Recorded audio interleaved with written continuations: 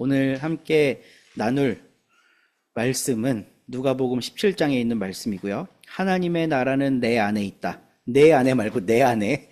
예수님은 너라고 했지만 그 말씀을 우린 받았으니까 내 안에 있다라는 주제로 함께 말씀을 묵상해 보고자 합니다. 프랜시스 고야라는 화가가 있어요. 고야 너무 좋은 화가입니다. 영화로도 나왔는데 고야의 유령이라는 영화가 있어요. 이거는 정말 저는 한 5번 봤는데요. 보고 또 봐도 명작인 영화입니다. 그러니까 프랑스 혁명 전후로 해서 어떤 일들이 일어났고 화가인 고야는 무엇을 포착해서 그림을 그렸는가 라고 하는 걸 보여주는 너무나도 좋은 영화입니다. 언제 우리가 함께 보고 토론해도 좋을 영화예요. 예전에 한번 봤죠.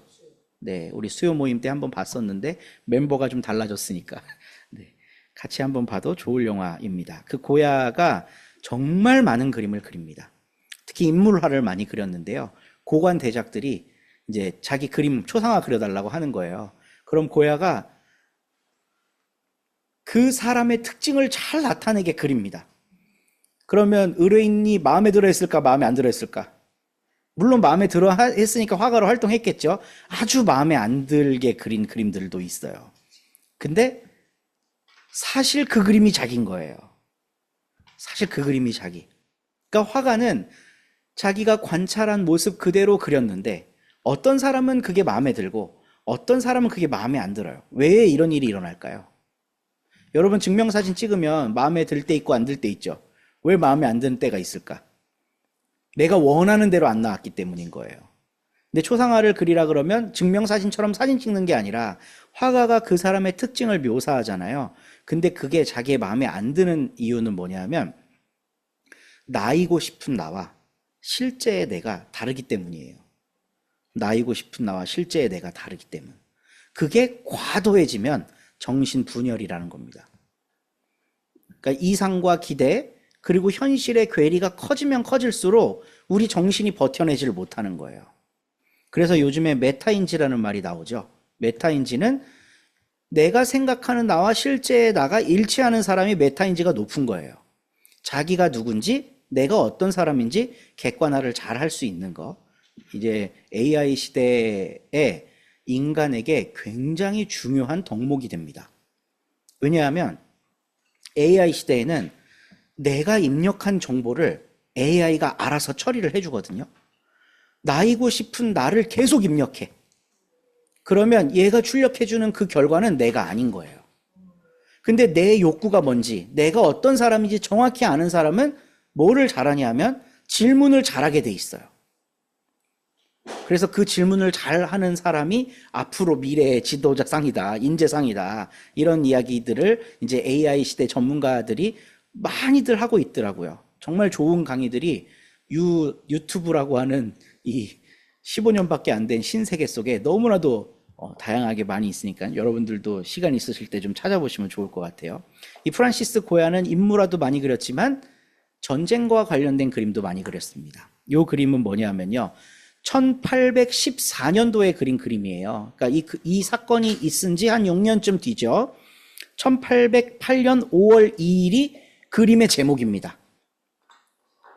날짜가 제목이에요. 이날 무슨 일이 일어났냐면 이제 프랑스 나폴레옹의 군대가 스페인 마드리드를 공격을 해갖고 이제 그 주민들이 불안해한 거예요. 근데 이 프랑스 군대는 자기들의 본진이 직접 가는 경우도 있었지만 용병을 보낸 경우가 있었어요. 이 용병이 말 타고 있는 이 사람들이 프랑스인처럼 생기지 않았죠. 맘루크인이라 그래서 이집트 사람들입니다. 이집트 사람들이 오니까 마드리드의 국민들이 저항하기 시작한 거예요. 그래서 맘루크 그 용병대에 대한 마드리드 주민들의 반란을 그린 겁니다. 우리는 이렇게 억압받고 살 수 없어 하고 막 분노가 터져나와 갖고 이제 항쟁이 일어난 거예요. 마치 우리의 3.1운동처럼. 근데 그 다음 그림은요. 제목이 뭔가요? 5월 3일이죠. 다음 날이에요. 봉기가 일어난 다음 날 프랑스 군인들이 와갖고 주민들을 학살하는 거예요. 맘루크 주민들을 학살하는 겁니다. 이날과는 굉장히 분위기가 다르죠. 이날은 이 민중들이 분노에 차서 막 덤벼들고 있어요. 말에 탄 사람 끄집어 내리려고 하기도 하고, 칼을 뺏어갖고 찌르려고 하기도 하고, 뭔가 주체적인 모습이 보입니다. 근데 이날은 전혀 안 보이죠. 끔찍한 학살의 장면입니다. 하루 만에 이렇게 된 거예요. 단 하루 만에. 봉기를 어마어마한 화력으로 무자비하게 진압한 거예요. 거기에는 항거를 할 수가 없어요. 내가 가진 최대의 능력치보다 압도적으로 높은 폭력이 나를 덮쳐오는데 어떻게 항거를 해? 항거를 할 수가 없죠. 그러니까 사람들이 다 얼굴을 가리고 이미 쓰러져 죽은 사람도 보이고요. 두려움에 가득 차 있습니다. 근데 한 사람이 흰옷을 입고 있어요. 화가들은 이 빛을 어디에다 주느냐에 따라 그 사람의 관점과 사상이 어디 있는지 알 수가 있거든요. 흰옷 입은 사람에게 빛이 쫙 내리쬐죠. 근데 이 사람을 잘 뜯어보면요. 너무 예수님하고 비슷해요. 제일 큰 특징은 뭐냐면 이제 두 가지의 큰 특징이 있는데, 팔을 벌리고 서 있는 모습이 꼭 십자가에 달려있는 모습 같지 않아요? 그죠? 그리고 더 저는 고야가 참 훌륭한 화가라고 생각하는 게 이 사람의 손바닥을 보세요. 팔 벌리고 있는 사람의 손바닥. 잘 안 보이실까요? 핸드폰으로 보시면 잘 안 보이실 수 있습니다. 아니, 이 손바닥에 십자가 못자국이 있습니다. 여기 구멍 뚫렸어. 네. 성흔, 스티그마라고 하는 십자가의 흔적을 여기다 새겨 넣는 거예요. 무자비한 폭력 앞에 희생당하는 사람이 안 돼요! 라고 막아서는 이 모습은 저는 이날 칼을 들고 봉기한 사람들보다 훨씬 더 위대한 모습으로 그리고 싶었던 고야의 마음이 아닌가 싶어요. 이 봉기는 이런 끔찍한 비극으로 이어집니다. 그런데 두 팔을 벌려 십자가를 진 것처럼 자기의 희생을 이제 더 이상 막아설 수 없는 이 사람의 행동은 그 다음이라는 건 없어요. 이걸로 끝이에요. 사람의 관점은 여기서 끝이지만 하나님은 여기서 끝내지 않습니다. 우리는 그거를 예수님을 통해 너무나도 잘 알고 있어요. 십자가 형벌 딱 끝나자마자 제자들 어떻게 하나요? 다 도망치죠. 베드로는 심지어 예수님을 저주하면서 나는 그놈하고 아무 상관없다라고 막 하고 뛰쳐나가기까지 하죠. 사람의 눈으로 볼 때 그런 무자비한 폭력 앞에 희생당하면 그게 끝이라고 생각해요. 근데 우리 기독교는 그게 끝이 아니라고 말하는 종교입니다. 십자가의 희생 뒤에 무엇이 생겼나요? 희생 뒤에, 십자가 희생 뒤에 예수님 어떻게 됐어요? 부활하시잖아요. 거기는 이제 하나님이 개입한다는 거거든요. 너희가 볼 때 끝난 것 같이 보이지만 내 기준에선 끝난 게 아니야. 내 기준에선. 그때부터가 시작이야. 다시 사는 거거든. 나와 함께. 이게 우리의 부활신앙 아니겠어요? 부활신앙. 그러니 이 부활신앙은요, 죽어야 그 다음에 뭐 된대 라고 하는 뜬구름 잡는 막연한 이야기가 아니에요. 지금 그 엄청난 폭력 앞에서 두 팔을 벌려 서서 그 폭력을 받아낼 수 있는 현실적인 힘인 거예요. 부활신앙이라고 하는 건. 오늘이 딱 3월 1일입니다. 1919년 독립항쟁이 일어났습니다. 많은 역사학자들은 3.1운동은 실패로 끝난 운동이라고 해요. 왜? 그 뒤에 일제가 무자비하게 진압했으니까. 전국적으로 들불처럼 일어났던 그 운동이 불과 얼마 지나지 않아 사그라들게 돼요. 그리고 일제가 교묘하게 헌병 경찰 통치 체제에서 3.1운동 이후 1920년대부터는 이른바 문화 통치로 전환을 하면서 집회의 자유, 결사의 자유, 언론의 자유를 부분적으로 허용해 주거든요. 그래서 그 다음부터는 더 이상 3.1 독립운동과 같은 민중운동이 일어나질 않아요. 일제강점기가 끝날 때까지. 이제 1920년대 이후 독립운동의 노선을 보면 크게 두 가지로 나뉘는데, 하나는 실력 양성 운동파. 그러니까 우리가 이런 무장 독립투쟁 해봤자 되돌아오는 거는 총칼밖에 없으니까 자력, 힘을 기르자라고 하는 이제 실력 양성파, 그리고 주로 국외에서 많이 활동했던 무장 투쟁파, 이렇게 나뉘게 되지. 3.1운동과 같이 위대한 비폭력 저항 운동이 일제강점기 안에 더 일어나지는 않아요. 종교계에서는 덜어 일어납니다. 예전에 한번 다뤘던 오방 최흥종 목사님의 소금행진 같은. 근데 그거는 단순히 독립운동을 하기 위해 한 게 아니라 그 한센인들의 인권을 위해 움직였던 거기 때문에 이제 좀 결이 다르기는 하죠. 근데 이 3.1 독립항쟁을 잘 살펴보면요, 다 종교인들이 참여하거든요. 딱 천주교만 빠져 있어. 천주교는 이때 프랑스 그 교회 지도자들이 일제에 협력하는 걸 아예 결정을 해버려요. 그러니까 천주교 교회 지도자들이 개별적으로는 독립운동에 참여했을지는 몰라도 공식적으로 독립운동에 참여를 하지 않습니다. 그래서 천도교, 기독교, 그리고 불교, 만해 한용운, 이렇게 세 종교가 연합해서 벌인 운동이 3.1 독립운동이에요. 갈등이 있었을까 없었을까?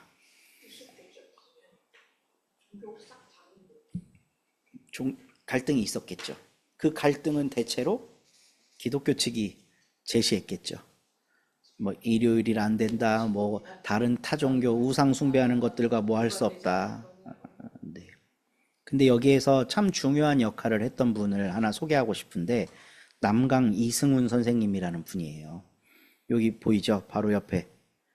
이 남강 이승훈 선생님이 감리교 그 지도자들한테, 이제 감리교 쪽 지도자들이 좀 거세게 반발을 많이 했거든요. 민족을 위한 일에 네 종교 내 종교 없다는 설득을 엄청나게 해내세요. 그래서 그 지도자들이 함께 합류하게 되고, 이제 손병희 선생님, 뭐 길선주 목사님, 이런 동학과 기독교의 지도자들이 하나가 돼서 독립 청원서를 이제 낭독하게 되는 거죠. 이때 이 독립운동에 참여했던 기독교인들의 마음은 어땠을까? 잘 보세요. 만약에 하나님의 나라가 나 죽은 다음에 가는 곳이라고 생각하거나, 지금은 아니고 막연한 먼 미래에 몇 대 후손들에게 주어질지도 몰라, 그때 오는 거라고 생각했다면 이 사람들이 이 현실 속에서 서명할 수 있었을까요? 서명 못해요. 서명 못해요. 저는 이때 당시 기독교인들은 하나님 나라에 대한 이해를 물론 왜곡되게 했을 수도 있지만, 적어도 3.1 운동에 참여했을 때의 그 마음만큼은 오늘날 우리가 이해하고 있는 하나님 나라에 대한 인식과 상당히 달랐을 거라고 생각해요. 저도 어릴 때부터 신앙생활 해갖고 천국 이야기 엄청 많이 들었을 거 아니에요. 목사님을 통해, 교회 선생님들을 통해, 주위의 신앙의 선배들을 통해 천국에 대한 이야기 엄청 많이 들었어요. 특히 저 어릴 때는 막 무슨 기도원 뭐 이런 거 유행하면서 거기서 나오는 뭐 괴상한 비디오 테이프 같은 거 유통돼 갖고 저도 몇 개 본 적 있어요. 뭐 병 고쳐준다 그러고, 무슨 물 먹으면 병 낫는다 그러고. 근데 거기서 천국에 대해 이야기할 때, 그러니까 천국을 보고 온 사람의 간증, 내가 몸이 아파갖고 수술대에 올라 죽었었다 잠깐, 그때 갔다가 다시 깨어났는데 난 그때 천국 갔다 온 거다라면서 자기가 천국 본 거를 막 간증을 하는 그런 영상들을 봤어요. 막 황금으로 지어진 궁전에 하얀 옷을 입고 있는 사람들, 이런 사람들이 막 하나님을 찬양하고 있고, 이런 장면들을 간증을 막 해요. 내가 보고 왔다고. 근데 그거는 아주 정확하게 요한계시록에 조금 묘사되어 있는 천국의 모습을 오늘날 우리들이 알아들을 수 있는 언어로 재구성한 거에 불과해요. 그런 사람들의 천국 이해는, 천국은 죽어서 가는 곳입니다. 죽어서 가는 곳. 그리고 역사의 끝에 다가올 실제적이라고 표현은 하지만 사실적으로는 관념적인 나라예요. 실제의 나라는 우리와 같이 보고 듣고 느끼고 만지고 할 수 있는 게 실제거든요. 근데 기독교인들이 말하는 천국은 그거와 아무 상관이 없어. 관념적인 천국을 이야기해요. 관념적 천국. 핵심은 죽어서 가는 곳. 그 다음은 관념적인 곳. 죽어서 가면 내 몸 못 가죠. 그죠? 근데 또 괴상하게 사도신경에서는 몸의 부활을 또 고백해. 그러니까 실제로 아는 것과 내 믿음이 너무 괴리가 돼 있어요. 고백과 내 진짜 믿음이 괴리가 돼 있어. 근데 오늘 예수님은 하나님의 나라가 언제 옵니까? 라는 질문에 이것도 저것도 이제도 어제도 아니고 하나님 나라는 너의 안에 있다라고 말씀하시잖아요. 너의 안에 있다. 이 이야기는 지금 너가 하나님 나라를 살 수 있다는 뜻이에요. 지금 내가 하나님 나라를 살 수 있다는 뜻. 이거는 죽어서 가는 곳이나 관념적인 곳이 아니죠. 지금 내 삶이 내 속에 있는 하나님 나라 때문에 하나님 나라처럼 될 수 있다는 엄청난 예수님의 가르침인 거죠. 저는 이분들이 조국의 독립이라고 하는 큰 뜻도 물론 품었지만 이 33인 대표들 중에 절반이 기독교인, 그리고 실제로 3.1 운동을 각 지역마다 일으킨 데는 교회와 기독교 학교들이 엄청나게 연관이 많이 돼 있거든요. 저는 7, 80%는 기독교인들이 여기 동조돼 있다고 봐요.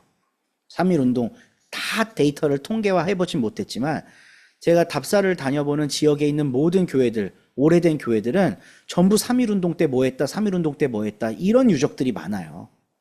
뭐 광주에 있는 수피아 여자 고등학교 이런 데도 가보면 3.1 운동 때 그 여고생들이 길거리에 나와서 만세 운동하고 자기네 학교, 자기네 교회에 있는 등사기 갖고 이렇게 복사해 갖고 독립과 관련된 문구들 써 갖고 학생들한테 나눠주고 이런 일들 전부 다 기독교 쪽에서 한 거거든요. 이 사람들은 도대체 뭘 믿었길래 이 역사의 현실 속에 독립을 위해 뛰어들 수 있었을까? 그것도 기독교의 지고지순한 가르침인 비폭력이라는 가치를 손에 쥐고 지금 자기들이 하는 이 일이 신앙과 무관하지 않다고 생각한 거겠죠. 내 믿음하고 무관하지 않다고 생각한 거예요. 하나님이 내 안에 계시니 내 안에 있는 하나님께서 이 일로 나를 이끌어 가시고 나를 추동하고 계신 건 거죠.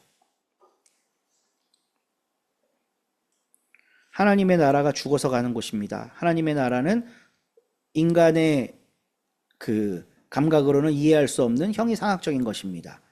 이런 뜬구름 잡는 믿음은 역사의 현실로 신앙인을 이끌어가지 못합니다. 근데 예수님은 그런 우리들의 연약함을 잘 아시고 단도직입적으로 명확하게 가르쳐 주세요. 하나님의 나라가 어디 있어? 내 안에.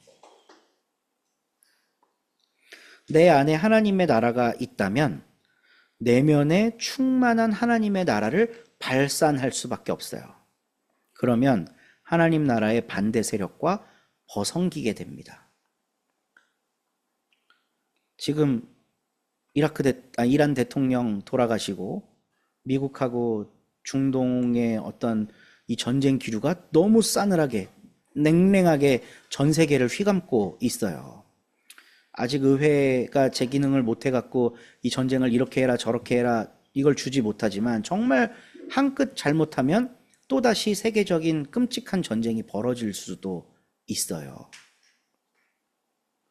이런 상황 속에서 우리는 사실 실질적인 전쟁 개입 국가는 아니지만 미국이라고 하는 나라와 너무나도 밀접한 상황 가운데 있기 때문에 또 참전해야 될 수도 있고 파병하라 그러면 등 떠밀려서 가야 될 수도 있는 그런 상황이잖아요. 그러니까 그러면 신앙인들은 아이 뭐 내 삶하고 내 새끼랑 상관도 없는 문제인데 나라가 알아서 하라 그래. 아이 우린 예수 잘 믿고 천국이나 가면 되지. 이러고 있으면 안 된다는 거야. 아이, 뭐, 교회 잘 다니고 예수님 잘 믿고, 착하게 살고, 나 하나하나 잘 보면 잘 돌보고 살면 되지. 뭐, 공자님도 수신 제가 치국 평천하 하랬지만 나는 수신밖에 못하는 사람이야. 그리고 그냥 외면해버려? 좀 충격적인 얘기일 수도 있지만, 하나님의 나라가 정말 그 속에 있나? 철저하게 돌아봐야 됩니다. 회개는 윤리적 일탈에 대한 잘못 반성이 아니에요. 기독교는 그걸 너무 잘못 가르쳐 왔어요. 예수님이 회개하라 하나님 나라가 가까이 왔다 이랬잖아요. 너 어제 엄마한테 거짓말했지? 너 그거 용서 구하지 않으면 너 하나님 나라 못 간다? 예수님이 이렇게 유치한 얘기를 하셨을까요? 어저께 너 친구 돈 떼먹었지? 너 그러다가는 하나님 나라 못 간다? 그런 잘못들은 우리의 일상 속에, 우리의 역사 속에 무수하게 있다가도 없고 이럴 수 있어요. 물론 막 저지르라는, 방종하라는 건 아닙니다. 예수님이 회개하라고 한 포인트는 하나님 나라 백성답게 살아가지 못했던 그 관점을 교정하라는 거죠. 로마가 폭력을 행사해도 그냥 다 그렇겠거니 하고 동조하고, 내 옆에 있는 사람이 그 폭력에 희생돼도 나만 안 죽으면 되지 하고 숨고, 나는 비둘기 한 마리 바칠 돈이 있는데 저 옆에 있는 사람은 그 돈이 없어서, 나는 종교적으로 성결한 사람인데 쟤는 죄인이야. 남들이 다 손가락질할 때 같이 손가락질 하는데 손가락을 보태고, 이러고 살았던 내 잘못된 관점을 교정하라는 거예요. 회개라는 건. 나는 남의 돈 떼먹은 적도 없고 거짓말하지도 않고 내 한 몸 잘 돌보면서 평생 남한테 피해 안 주고 살았습니다. 난 깨끗해. 뭐 미국이 이란이랑 전쟁하든 말든 우리나라 군인들이 파병되든 말든 그게 나랑 무슨 상관이야. 그게 죄라는 거야, 우리 예수님은. 너의 안에 하나님의 나라가 없다는 거예요, 그게. 내면에 충만한 하나님 나라가 발산되면 하나님 나라의 반대 세력과 벗어기게 되는데, 기독교 신앙의 핵심은 그 벗어김 끝에 고통당해요. 근데 결국 승리를 맛봐요. 예수님의 십자가 처형은 로마의 입장에서 봤을 때는 로마의 승리입니다. 근데 우리는 예수님의 십자가를 뭐라고 고백해요? 승리라고 고백하죠. 이게 완전히 역사를 뒤집어 읽는 기독교인의 시각이에요. 그 승리라고. 힘세서 십자가에 예수를 못 박은 너희가 진 거라고. 그 관점을 가진 사람이 믿음의 사람이고 그 속에 하나님의 나라가 있다는 거예요. 지금 오늘 본문 속에서 바리새인들이 예수님한테 물어보잖아요. 하나님의 나라 언제 옵니까? 이 사람들 유대인들이죠. 이 유대인들은 예수님께 그 이야기를 물어본 이유가 곤란하게 하려고 해요. 내가 지금 33살인데 한 3년만 더 사람들 모아갖고 좀 세력이 세지면 그때 내가 로마 한번 뒤집어 볼게. 그러면 너네 믿겠냐? 그때 하나님 나라 온다? 그러면 바리새인들은 두 가지 선택을 할 수 있지. 그치? 아무래도 원수인 로마 편 드는 것보다는 동족인 예수 밀어주는 게 낫겠지 하고 3년 동안 예수를 밀어주는 걸 선택하든, 아니면 고발해갖고 예수를 엿먹이든. 근데 예수님은 하나님의 나라가 언제 오냐는 질문 앞에 그들에게 물어보시는 거예요. 지금 네 속에 하나님 나라가 움직이고 있냐? 하나님 나라가 움직이고 있다면 예수를 어떻게 없애버릴까 고민하고, 어떻게 넘어뜨릴까 구상하고 이러고 있을 때가 아닌 거예요. 하나님이 원하시는 일을 위해 자기의 삶을 드리기 시작하는 거죠. 예루살렘에서 2km밖에 떨어져 있지 않은 가장 가난한 사람들의 동네 베다니를 돌아보게 되고, 형식적으로는 야훼 하나님을 예배하는 예루살렘 성전이지만 실상은 추잡스러운 탐욕이 작동하고 있는 공간인 것을 직시하고 거기를 정화하고, 종교 행위만 할 수 있게 해주면 로마에 부역하는 거 아무렇지도 않게 생각하던 종교 지도자들의 마음에 양심이 찔리고, 그래서 예수님 그걸 물어보시는 거예요. 정말 네 안에 하나님 나라가 있냐고. 이들은 앞서 제가 말씀드린 세 가지에 하나도 거리낌이 없었거든요. 예루살렘 2km 안에 베다니가 있든지 없든지 상관없어. 예루살렘 종교 공동체가 장사판, 탐욕이 판치는 그런 곳인지 아닌지에 대해서 관심이 없어. 야훼 하나님을 예배하는 성전이지만 종국에는 로마에 굴종하고 있는 이 모습, 여기에 대한 비판이 전혀 없어요. 이들은 안에 하나님 나라가 없는 거죠. 예수님의 말씀 따라 오늘 하나님의 나라에 대해서 다시 생각해 봅니다. 하나님 나라는 죽어서 가는 곳이 아닙니다. 하나님의 나라는 내 안에 있고, 아니 내 안에 있어야 하는 곳입니다. 기독교는 믿음으로 내 안에 있는 하나님의 나라를 인지할 수 있다고 가르쳐요. 사순절 둘째 주간을 맞아서 하나님의 나라는 네 안에 있다라는 예수님의 말씀을 다시 묵상해 봅니다. 우리들의 종교 생활, 우리들의 일상 생활에서 하나님 나라가 정말 속에 있는 것처럼 우리가 그 나라를 발현하고 있는가 없는가, 이걸 돌아보며 예수님의 마음에 공감하는 한 주간 되기를 주님의 이름으로 소망합니다.